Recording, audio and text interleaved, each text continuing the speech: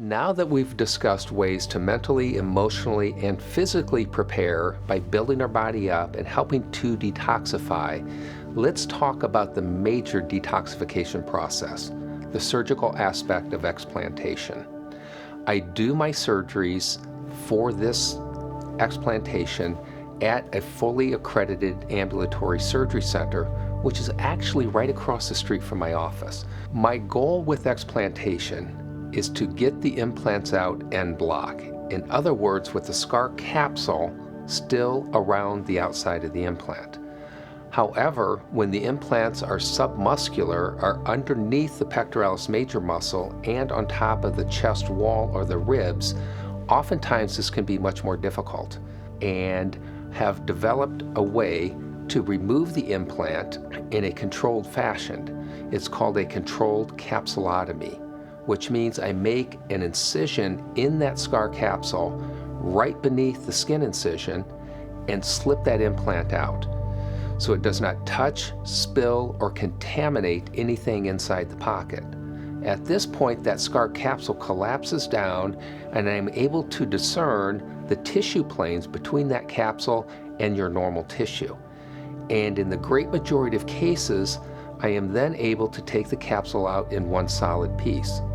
If I can't get it out in one piece, I promise that we will get every piece of that capsule out. So there's nothing remaining of the implant or anything that has been in contact with that implant. After the implant and capsule are removed, I will inspect the pocket, and if we need to do any muscle repair, I will certainly do that as well. The sutures I use for that are completely absorbable. There's nothing permanent that we leave behind. I have also developed different methods on how to do a breast lift after removing the implant. Now, there's very little, if anything, written in our plastic surgery literature on how to make the breast look normal after removing an implant. It's taken me several years to develop and try different methods, but I have come up with a 3-layered method that has been giving me very nice, consistent, predictable, and safe results. And if I feel that needs to be done in your case, we certainly will do that.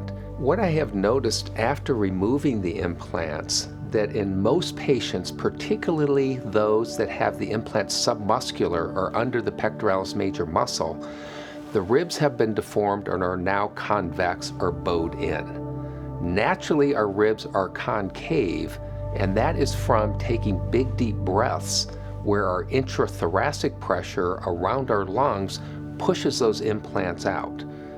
But with the pressure externally, it remolds and reshapes those ribs, and by removing the scar capsule that can hold the ribs together and impact some of the muscles between the ribs, they're now able to expand again.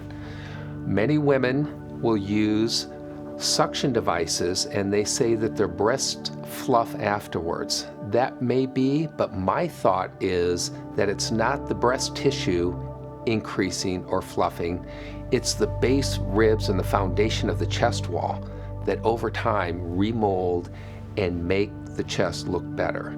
I mention that simply because the initial result after surgery typically improves over 6, 9 to 12 months as those ribs remodel. Once we have the implants and capsules completely removed, I will take photographs and videos to document what we have done. You will have access to those through my office. Prior to surgery, you have the option to choose whether you want testing done. Testing is taking cultures for bacteria, fungus, sending the capsule to pathology, or doing CD30 tests. That is something you get to decide. You can do that if you like, but you don't have to. If you decide not to do any testing and I see something that looks concerning, like possible infection, I will make the medical decision to go ahead and send those cultures. During your surgery, I will do a couple different things to help with your recovery even before we start. Right after we get you under the general anesthetic, before we even do the prep, I will inject some numbing medicine around the ribs and some of the nerves to break any of the pain cycle that's before we even start the surgery. After we do the prep and we do the explant, I will inject some more numbing medicine that typically lasts for about 6 to 8 hours to get you over that initial recovery process. There is a different medication that we offer that is optional that is called Exparel. It is a sustained release, slow release local anesthetic that can last up to 72 hours. So if you have a low pain tolerance or don't tolerate narcotic medications very well, that's often a good option. We will prescribe some pain medication, muscle relaxers, and help you get through that initial couple weeks of recovery time. I will also put in drainage tubes, one per side, that we typically remove about 10 to 14 days after the surgery, depending on how much drainage is occurring. Those just slip out very easily in the office and help us to get a better result and reduce any fluid accumulation.